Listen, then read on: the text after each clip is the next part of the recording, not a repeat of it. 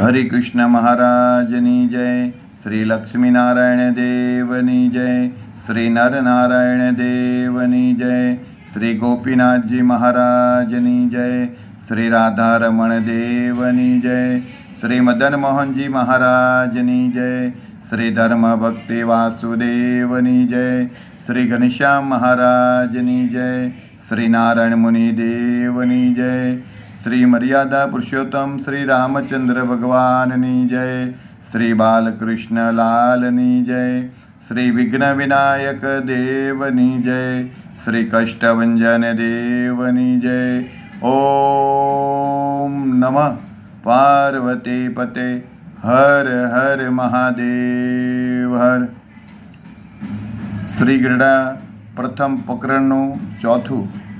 સ્વામિનારાયણ હરે, સ્વામિનારાયણ હરે. સંવત 1876 માક્ષર સુધી સપ્તમીને દિવસ શ્રીજી મહારાજ શ્રી ગરડા મધ્યે દાદા ખાચરના દરબારમાં બિરાજમાન હતા અને સર્વ શ્વેત વસ્ત્ર ધારણ કર્યા હતા અને પોતાના મુખારવિંદની આગળ સાધુ તથા દેશ દેશના હરિભક્તની સભા ભરાઈને બેઠી હતી.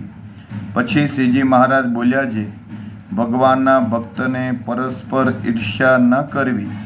ત્યારે આનંદાનંદ સ્વામી બોલ્યા છે, હે મહારાજ, ઈર્ષ્યા તો રહે છે.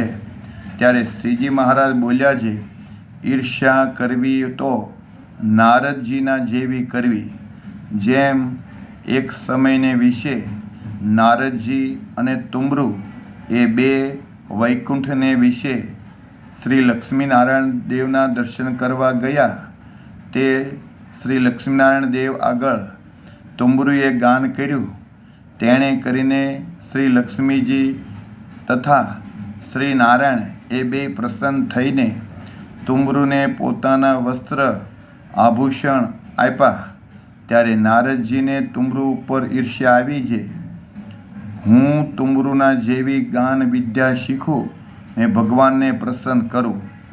પછી નારદજી ગાન વિદ્યા શીખતા હતા ને ભગવાન આગળ ગાતા હતા. ત્યારે ભગવાને કહ્યું છે, તમને તુમ્રુના જેવું ગાતા નથી આવડતું. પછી વળી શિવ ઉપર તપ કરીને શિવ થકી વર પામીને ગાન વિદ્યા શીખીને ભગવાન આગળ ગાવતા હતા. તો પણ ભગવાન એની ગાન વિદ્યા ઉપર પ્રસન્ન ન થયા. એવી રીતે 7 મન્વંતર સુધી ગાયન વિદ્યા શીખ્યા અને ભગવાન આગળ ગાયા. તો પણ ભગવાન પ્રસન્ન ન થયા. પછી તુમ્રુ પાસે ગાન વિદ્યા શીખ્યા અને શ્રી કૃષ્ણ ભગવાન આગળ દ્વારકામાં ગાતા હતા. ત્યારે શ્રી કૃષ્ણ ભગવાન પ્રસન્ન થયા અને પોતાના વસ્ત્ર અલંકાર નારદજીને આપ્યા. ત્યારે નારદજીએ તુમ્રુ સાથે ઈર્ષ્યા મેલી. માટે ઈર્ષ્યા કરવી તો એવી કરવી જે જેની ઉપર ઈર્ષ્યા હોય તેના જેવા ગુણને ગ્રહણ કરવા અને પોતાના અવગુણને ત્યાગ કરવા. અને તેવું ન થવાય.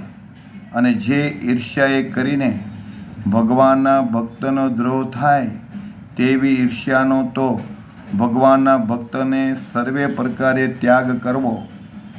ભગવાનના ભક્ત જો કુરાજી થાય તો ભગવાનના ભક્તનો દ્રોહ થયો કહેવાય.